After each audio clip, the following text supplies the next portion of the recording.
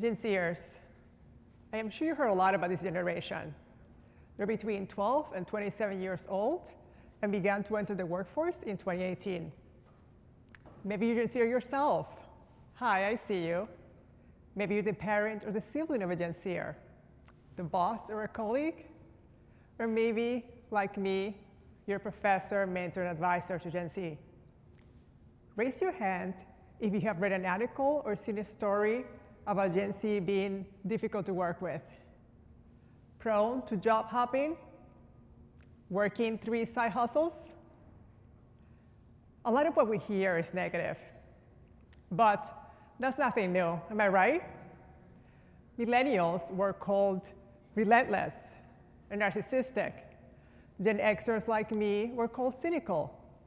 Boomers were called demanding. Take a look at this quote. The young people of today think of nothing but themselves. They talk as if they alone know everything, and what passes for wisdom with us is foolishness with them. What do you think? Is this from the 2000s? The 1900s? This is actually Socrates from the 5th century BC. As you can see, generational friction is not uncommon. But what I'm here to share with you today is that Gen Z is unlike any other generation.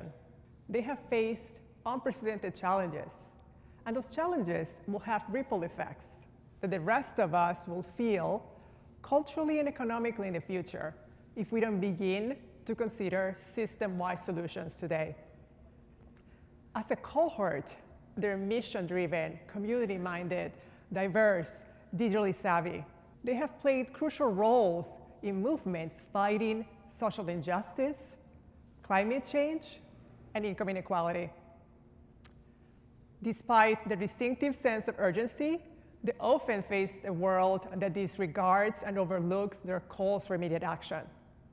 Thus, they feel unseen and unheard in work and in life.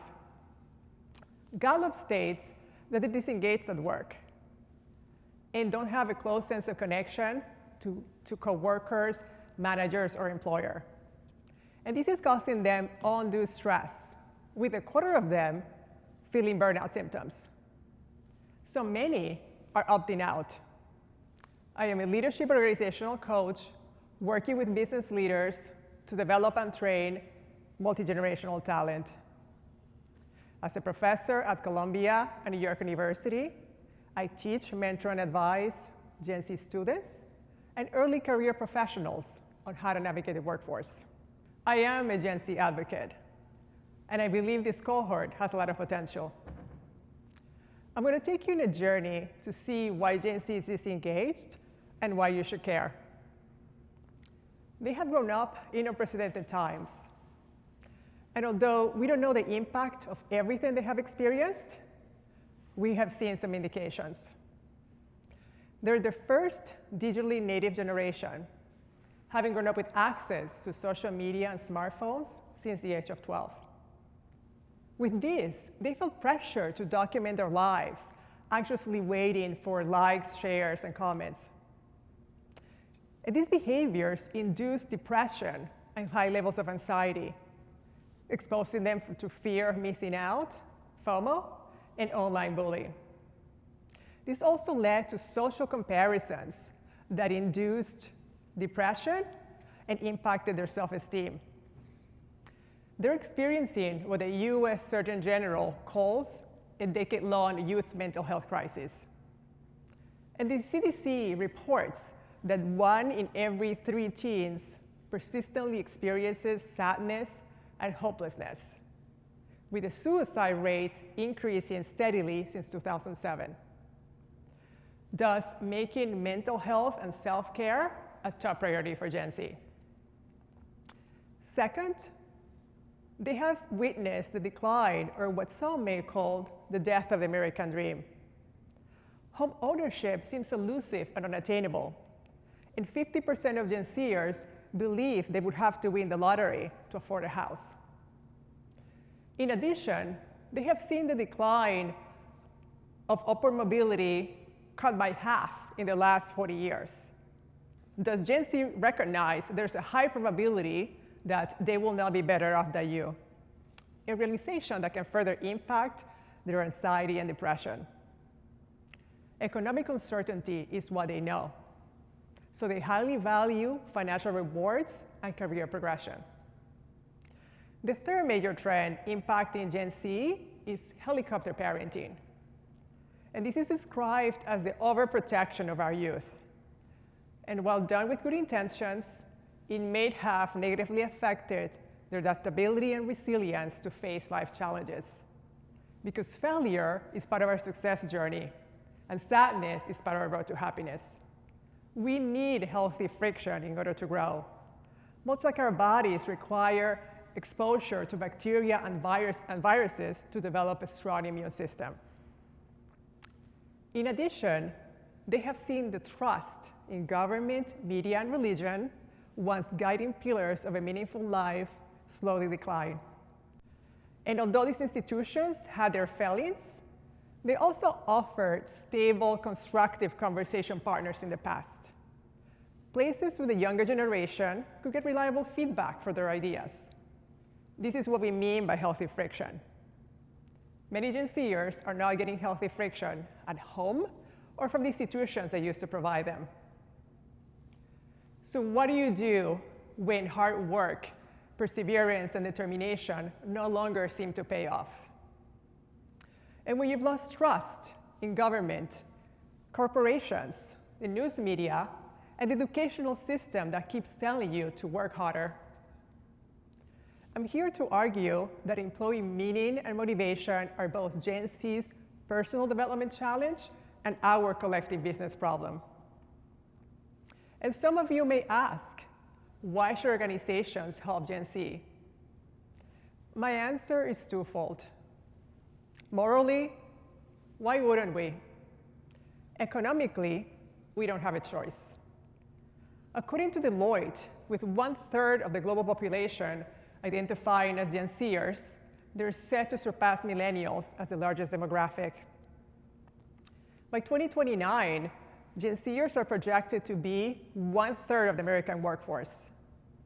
They also have $360 billion of buying power, and they use their wallets to support businesses that represent their values. As we get older, we pass the baton to the younger generation to continue our legacy.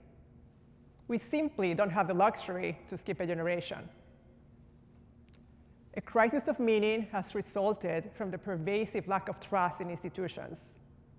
And this has left Gen Z to question whether engaging with these institutions is a waste of time, or even a waste of their lives. As Gen Z enters the workforce, this is a problem for business leaders, no longer Gen Z parents and their universities. In my research, I have identified 3 key areas that carry significant meaning and motivate Gen Z to engage in culture, the economy, and business. These are autonomy, mastery, and purpose. And they're intrinsic motivators that carry an outsized impact on personal satisfaction and enjoyment. The first motivator is autonomy. We all need room to grow, to fail, and to do so in a supportive environment. Gen Z highly values the freedom to self-direct aspects of their work experience. It gives them the flexibility they need for work-life integration to manage their mental health. And autonomy is also known to boost satisfaction, productivity, and engagement, which fosters a stronger relationship with employers. In practice, self-direction can take many forms. The most apparent one is flexible work arrangements. I recently had the opportunity to interview Maria, a successful Gen Z professional in the financial services industry. She began her career working remotely during the pandemic. She excelled and was promoted. However, when her company mandated full-time in the office, she considered quitting. Gen Zers have developed work habits that they want to maintain, whether it is taking breaks to recharge, preparing a meal at home, or walking their pets. They highly value the freedom to manage their own schedules. They also prioritize personal quality of life over traditional perks like free food. Maria's experience highlights Gen Z's inherent distrust from institutions, leading them to question why things are mandated from them. So companies that offer options and flexibility are going to make inroads with Gen Z, building and fostering greater trust. And this leads to happier employees, lower attrition, and greater productivity. Another form of self-direction is work autonomy, where employees get to choose passion projects to work on. This is akin to Google's 20% time or an Athletian's 24-hour ship-it days initiative. When Gen Z is engaged and inspired by their work, they also get engaged with the company as a whole. Those organizations that empower employees with their own projects will win with Gen Z. The second motivator is mastery, representing Gen Z's desire for personal growth. And Gen Z pursues mastery for two reasons. They perceive their education hasn't adequately prepared them for the workforce, and they also perceive they have the responsibility to solve big problems. They recognize they need critical thinking tools, leadership skills, and mentorships to meet the challenges of the future. They see their current jobs as stepping stones towards their broader goals, such as entrepreneurship, social advocacy, or zigzagging up the corporate ladder. Hence, they seek employers that are going to support their development. So if you want to engage Gen Z, look to offer development programs like leadership coaching, mentorship, and personal brand building. Access to coaching empowers Gen Z to envision an attainable future, fostering hope, self-efficacy, and optimism. Establishing mentorship programs that pair Gen Z talent with senior-level boomer mentors enhances perspective, strategic thinking, and problem-solving skills. Gen Z also highly values employer support in building their brands, viewing it as an asset for long-term success. So instead of a game room, consider a podcast or production room. Aligning your development initiatives to meet Gen Z's career aspirations and social media culture can give you a competitive advantage. Stephanie Nuesi recently shared how building her personal brand helped her land her job at Google. Now, with her platform of 400,000 followers, she helps fellow Gen Zers to find a voice, because we all have something to contribute.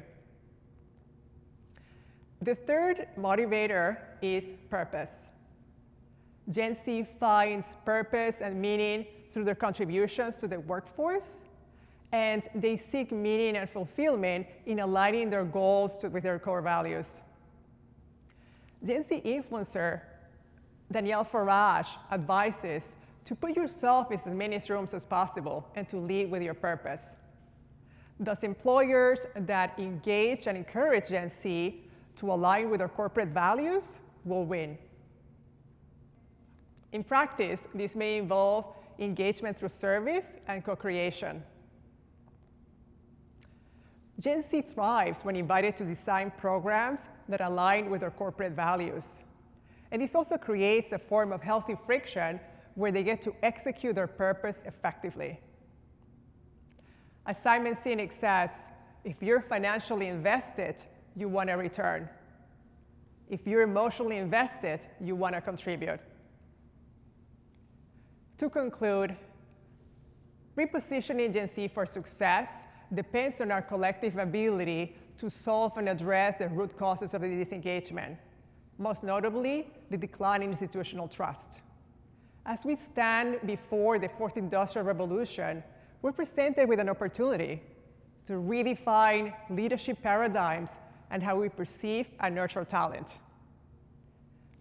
The responsibility lies with business leaders to spearhead this transformation, taking a more inclusive approach to leadership. My suspicion is that organizations that see this as an opportunity will outperform those that see Gen Z as a liability. If we focus on autonomy, mastery, and purpose, we will reap the benefits of Gen Z finding meaning in work. And our corporations will experience a more engaged workforce, longer tenures, and in more dynamic cultures. Just as the GI Bill unlocked the power of the baby boomer generation, we now face a similar call to action. Gen Zers deserve a launchpad for their aspirations, a catalyst for their ingenuity. And in the spirit of John F. Kennedy's famous words, let us not ask what Gen Z can do for us, but rather, what can we do to empower them? For in their success lies the promise of a brighter future for all of us. Thank you.